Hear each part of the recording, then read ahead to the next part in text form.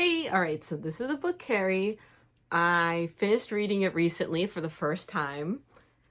I really enjoyed it. I really love it. So Carrie is Stephen King's first novel that he wrote, and he wrote it about this girl that is severely bullied by her peers and gets revenge. So the book Carrie has three major themes in it. One major theme is telekinesis and how that's connected to power and anger, religious fundamentalism, and social hierarchy, specifically in the high school setting. And also some other things, such as Stephen King's weird obsession with breasts. The first theme we're going to explore is telekinesis and its connection to power, rage, and injustice. Before we get into it, I have to just quickly talk about the way this book is structured. This book is structured in a non chronological way where something will happen in the present and then it'll flash forward to the future after the prom incident, and it'll be talking about these journal articles and these interviews trying to make sense of the incident. And one of the journal articles we'll see repeated is called The Shadow Explored. And we'll also see, if you read the book, it includes also interviews from the peers that survived the incident and other things. You see on page 126 of the book, The Shadow Explored talks about how telekinesis is passed on genetically, so in a Punnett square kind of manner. This whole paragraph we see here is just talking about a Punnett square. And basically, So, The Shadow Explorer talks about how telekinesis is a recessive trait that's very rare, extremely rare, that only can appear in women. That's what that's what these journal articles come to the conclusion to, and it's talking about it similar to how it's a recessive trait and males can only be genetic carriers for it, but it only really shows up in females. And that got me thinking, most of the characters, at least the most popular ones in our media that I know, are women. Most recently, we could think of Elphaba from Wicked. I guess they don't really call it telekinesis, they call it just general like magic and sorcery and things like that. So the three that come to mind to me are Alphaba from Wicked, Matilda, and then also 11 from Stranger Things. Those are the three top ones that come to my mind. And we have to ask ourselves, what do these three people have in common? So what do all these characters, our favorite telekinetic characters, have in common? So one, they're all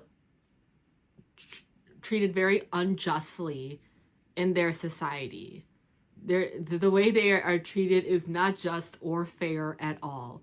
With Matilda, she's in an environment, her family dynamic, her family does not care about her. And then when she goes to school, everything is just so focused on punishment, like severe punishment and humiliation and control. And that's just a very oppressive, unjust system.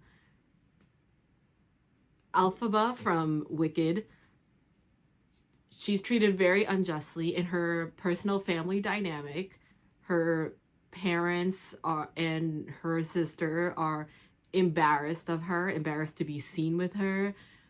Her she her society ostracizes her. They're just so disgusted and horrified by her, and they just want nothing to do with her based on the fact that she has green skin, which is something that she cannot control, and it's also not the weirdest thing happening in that world. I don't know what everyone's freaking out about. Okay, there's so much weirder, crazier things happening. So I don't understand why that is like so crazy, but it's a very integral part of the story, And with 11, she's treated very unjustly. She is raised in a lab. She's isolated from peers and from people her age, really. And when she does join school, she's socially ostracized for not being familiar with any like pop culture like references, and she doesn't really know how to interact because she was isolated for so long. And all of them, and Carrie is treated extremely unjustly in her personal family dynamic. It's just her and her mom is just so crazy abusive. She goes through so much with her. And then when she goes to school, her peers treat her horribly. They're constantly harassing her. They're constantly making up these schemes to like mess with her and bully her and harass her. So all our favorite telekinetic power characters are dealing with a system where they're treated very unjustly and they lack power to change that circumstance. And being gifted with telekinesis is that universe's way of gifting them some power back. And a lot of those characters, you could see there's a large increase in power of their telekinesis or sorcery abilities when they're angered by that injustice. For example, with Matilda, you see when Miss Trunchbull storms into the classroom and she's bullying her peers and just being so crazy. Matilda, because I think she feels that anger of being treated unjustly and her friends being treated unjustly, you see a little uptick in her moving things around and having an increase of power.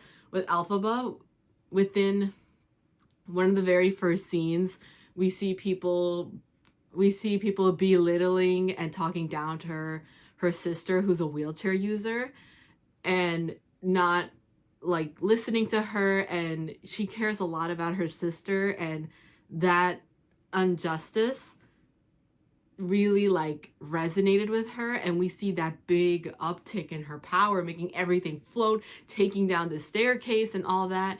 And with Carrie too, specifically with the ending, when she's just had enough of her classmates bullying, we see a big uptick in her power.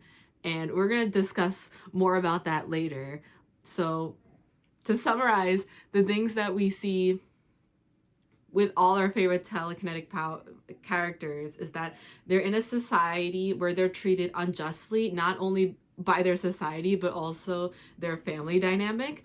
Because of the way they're treated, they're vulnerable. They lack power to change their circumstance, and their power is very closely connected to their emotion, especially the emotion of anger.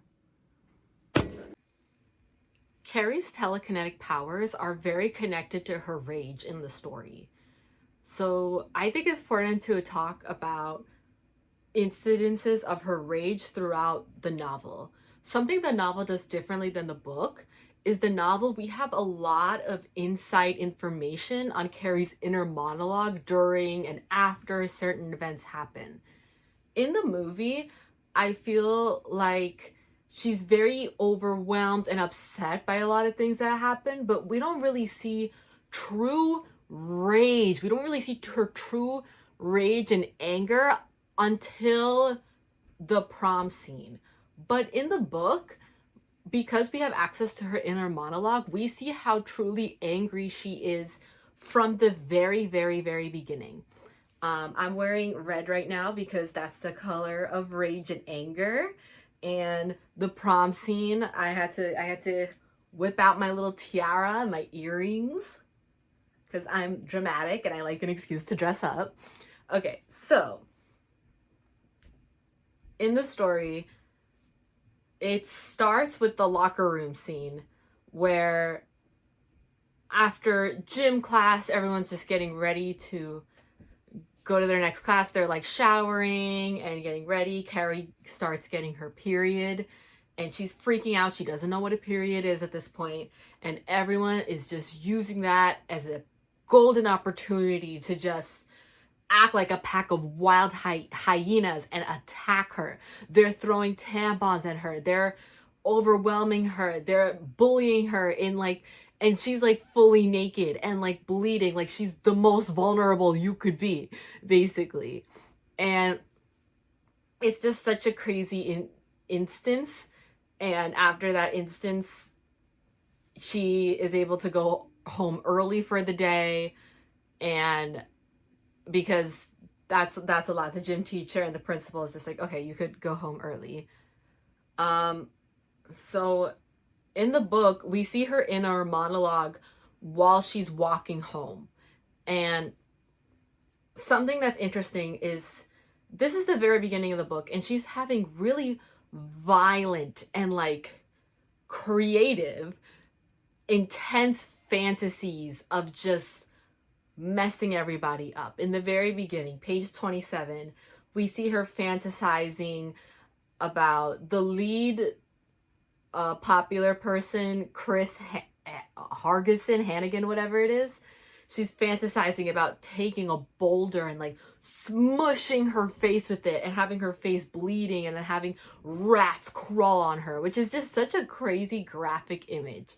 So you see like, you see where mentally she's at. She is like, we see instances of her anger right then and there, okay? And then again on page 27, still on her walk home, she's thinking to herself, like, Jesus, meek and mild, that's good for mama, but not good enough for me. I hope that the day of redemption comes, and then Jesus comes with a lamb and a shepherd cook, but with a boulder in each hand to crush the laughers and the snickerers, to root all the evil and destroy it. I was just like, whoa, okay. Like, that is so intense. Like, but honestly, like the incidents that happen in the locker room is very intense. And it's not just the incidents in the locker room. You see in the story, she mentions that ever since like elementary school, like she's been severely bullied, and everyone is just like jumping on her and doing all these like really intense things to hurt her, you know? She says, Jesus, meek and mild, that's good enough for mama, but not enough good enough for me. She doesn't have to go against the wolves every day of every year. That's really exhausting, because her peers do act like a pack of wolves ready to attack at any moment of like slight vulnerability. She's not even doing anything to these people, and they just love harassing her for the love of the game. They're not gaining anything out of all these things that they're doing. They're like, they mentioned that they're hiding snakes in her boot, like they're like they're doing all these like really intense crazy things, and the locker room incident is just one instance of many. And if anyone is treated like that, they're going to be angry, you know? I feel like I don't know exactly how to word this, but certain passages of the Bible, it kind of implies that it's bad to be angry and you should automatically forgive and be peaceful. And overall, that is like a good message, but I feel like it's also good to acknowledge that you're not a bad person for having bad emotions in a way. And no emotion innately is like bad. Every emotion has a purpose, and the purpose of anger is to stand up when you're being treated unjustly. You know, obviously, sometimes people take it way too far, you know, but they're like, anyone would be angry if they're in the circumstance that Carrie is in every day of every year, you know? As she's walking closer to her house, she says, she's thinking to herself, like she sees her little white house with blue shutters, and she's saying, this is page 31, the familiar hate-love feeling was stirring inside of her as she's getting closer to her house. And something about that quote kind of resonated with me, because like that kind of highlights that no matter where she goes, there's nowhere where she feels truly like safe and comfortable and calm, you know? Like that's hard because at school she feels like she's being attacked by a pack of wild crazy hyenas, and then when she's home she's being attacked by her mom. Like, so she could never let her guard down. She could never like relax and be comfortable and feel like safe, you know? But because it's a place, home is a place that is familiar to her, the, she finds comfort in the familiarity, you know? Like I'm like, wow. Like I know it's a small thing, but it just really highlights that there's nowhere where she feels safe or happy. You know what I mean? It also mentions in the story, there's a point where she's trying to practice her telekinetic powers by lifting a hairbrush and moving things around. And it's mentioning how when she's doing these things, her blood pressure is shooting up to 190 over 100. And just so you know that there is like a chart of like healthy blood pressure that they measure you. Um, and like 190 over 100 is a hypertensive emergency. It's like that's very, very high. Her heart rate's 140. Average resting heart rate is like 70 to like 100, maybe a little bit lower.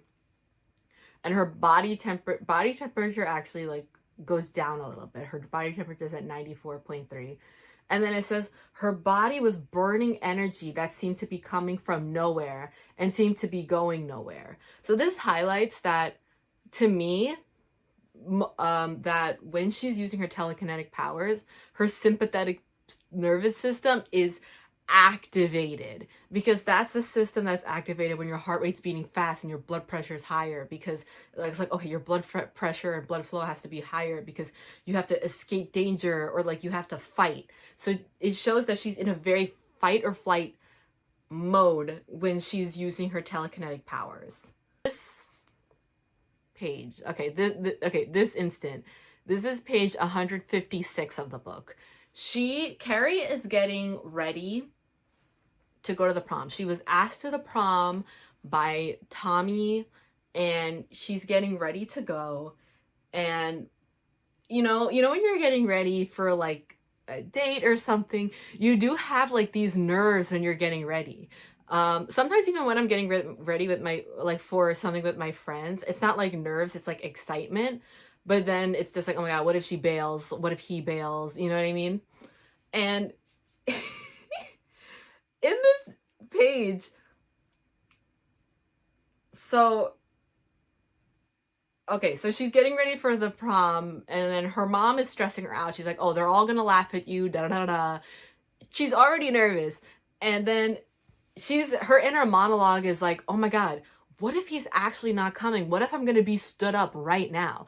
This is before she's not even at the prom yet. She's getting ready for the prom, and then she's literally thinking to herself, this kind of cracked me up. She's like if this man does not pull up at my door, if I am left on red, if I am ghosted, if he does not show up, I am going to crash out. I'm going to crash out like no one's ever crashed out before. Like I will use my telekinetic powers to throw this couch through the window. I'm gonna rip out the plumbing. I'm gonna rip it out so it's like arteries ripped out and splurring everywhere. And I'm gonna take each shingle of the house and just make it all explode at once, so it goes upward like a pack of pigeons that's been startled. And it's just like, okay.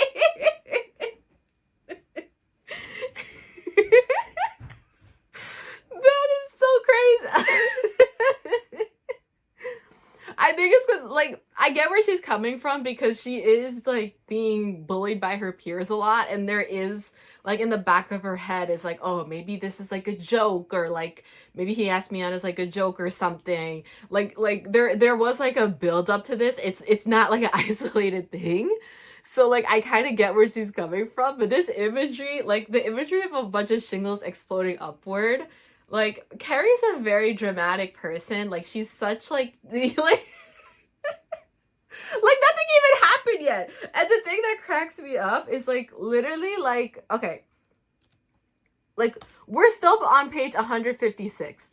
And then she's saying, like, okay, then Tommy's car pulls up and then she sees him under the street light and she's like, oh my god, he's so handsome. It's just like, oh my god, just seeing him made me want to giggle.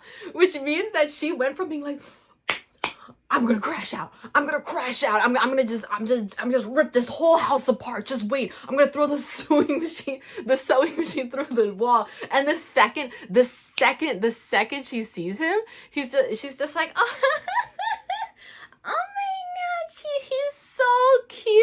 Oh my god, I'm so excited. Oh my god. Oh my god, I just want to giggle. Oh my god, I'm so excited.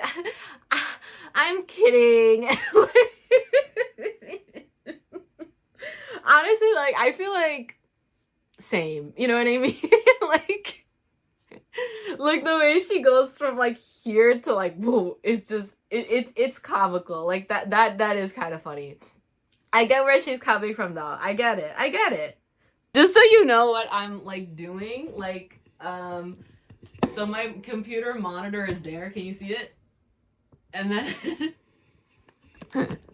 I'm like changing the screen with like I have like a Bluetooth keyboard. So when I'm like looking off, that's what I'm doing. I mean, there's probably no reason to do that. I'm probably gonna cut out all those parts where I'm like quiet for like 5 minutes, like being like, okay. Now, ladies and gentlemen, we have made it to the prom. The prom scene. All right, so Tommy picks her up. They go to the prom, and her peers are actually being somewhat humane to her for literally the first time in her entire life. They're like, oh, where'd you get that dress? She's like, oh, I made it myself. In the original book, the dress is actually maroon burgundy color, which is interesting because in the first movie that came out, because you know there's a lot of remakes about it, the dress is a light pink, almost whitish color, and they made that change because they felt like it looked better, and I felt like the contrast between the white and the red blood is like, I like that contrast. So at first, you know, things are great, you know, and she's like, wow, I'm actually having fun. And then the popular kids are making a plan. They have a bucket of pig's blood set up on top of the stage, and they're setting her up to be called for prom queen. And then they're planning when she's up there, they're gonna pull it and she's gonna be covered in pig's blood. So it's time to announce prom king and queen. Carrie and Tommy are called up. Even though Carrie was having a fun time, when she was called up, she was very, very anxious. She was just like, oh my god, like this loud sound made everything woozy. I felt nauseous. I think in that moment she knew it was too good to be true, and she kind of sensed that something was gonna happen. She didn't know what. And then she's called up in all her glory. Then Chrissy and Billy under the bleachers, they pull the bucket pours, she's covered in blood. Everyone is laughing at her like a pack of wild hyenas. Like, it's like, this is like the funniest thing that's ever happened. She's standing there. She is humiliated. She feels so humiliated that she allowed herself to be excited about this. She runs out. She runs out of the gym. She runs out of the school. And what she does, she goes to each of the fire extinguishers that are nearby. She uses her telekinetic powers to empty it out completely. She's just playing. She's like, you know what? I'm going to show them. No, I'm not going to run away this time. I'm going to fight. She's plotting what she's going to do. At first she's like, oh, I wish I could make blood come out of the water sprinklers. But I can't do that because it's like there's water in there. Like I actually like logistically can't do that. So what she does, she goes back in there, she shuts the doors. She shuts all the doors with her mind. She leaves one open, but she shuts all the doors. She uses the water sprinklers, and she's making that run so that all those wires and cables and the mix of water and electricity, it creates fire, and everything is erupted. Everything, she, like, you know, people are still holding the mics and the cables. She's using her telekinetic powers to make the cables slither like snakes and move around. She's electrocuting people with the electricity she's creating. She's erupting the place into fire. It is crazy. She's making things from the ceiling crash down. Everything is crashing down. The school is crumbling and closing in on itself. She says she heard some of them scream, and it was music, sweet soul music. She says that on page 232. She would get all of them. She'll get every last one, page 235. She is out on a mission. She is out on a mission. I think the movie and the book, I think they both portrayed, the movie portrayed this scene very well. She is usually, because in the movie she is using all her resources. She's using water and the cables to cause a fire. In the movie, she's the baseball backrest that's like made of glass. She's using it to crash down, and everything is just a complete mess of fire and broken glass, and like massive amounts of people are just dead. They are just dead. It is just madness. Like she is letting her anger come full out. Her anger is fully at the most it's ever been, and she's letting them see her wrath, her fury, because she is saying she will not be the joke anymore. In the original movie, we see that when she's angry, these telekinetic power things happen, but we're never entirely certain how intentional these actions are. We see in the locker room scene when everyone's harassing her, we see that light bulbs are shattering. We see that when she's in the principal's office and the principal is calling her by the wrong name. We see that we see the ashtray of the cigarettes be flown to the side. We see that when she's walking home and this kid is riding her bike, his bike, and being like, creepy Carrie, we see that he falls down. But we see that there's a correlation between her being upset and something telekinetic and supernatural happening, but we're never entirely sure how intentional those actions are. In the movie, in the book though, in the novel, we see that some of these things happen by accident, but this prom scene and every crash out, every little thing she does to electrocute people, setting them on fire, closing them into a fired thing, causing broken glass, all this and that, emptying out fire hydrants. Every single thing she is doing is extremely, extremely intentional. In the book and in the movie,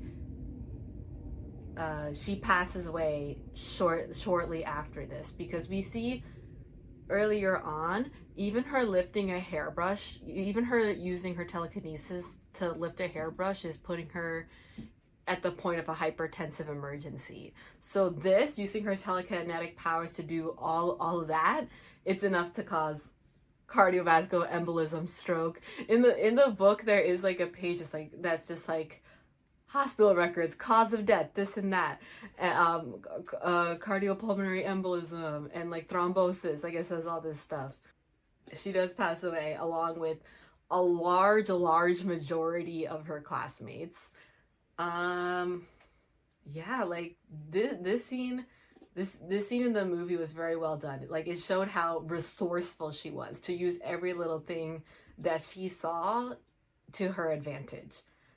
Like this was crazy. This scene was crazy. But honestly, I'll go more into the bullying and how she was treated in another chapter of this video essay about the social hierarchy she's in the high school environment.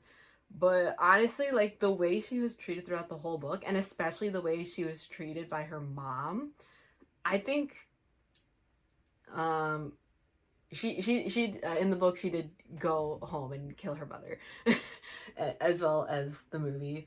um Honestly, I think they kind of deserved it. This is a fictional book, by the way. I in real life I do not condone violence. But in this fictional book, I'm just like, you know what, good. Good, because the way she was treated was insane. And it was on a daily basis. They got together and like the popular kids and had an abnormal level of cruelty towards her, and they gained nothing out of it. She never did anything to them, and she showed that when she took that same cruelty and reflected it back, they couldn't handle it. It was unimaginable. It was unfathomable. And they showed, like, it's just like, no, you're gonna be the one who's scared this time. I'm not bagging down. This scene was wild. This I think was one of the best crash outs in cinematic history. and in book history. This was a good crash out. Thank you for spending today with Tiff Talks. I really appreciate it. I hope you liked the video. If you like it, make sure to like and subscribe, and join us next week for chapter 2 of Carrie's Deep Dive, where we talk about what made Carrie into the angry, vicious, vindictive person she is. And that all starts from the home, and the home of Carrie is filled with religious fundamentalism. See you next week.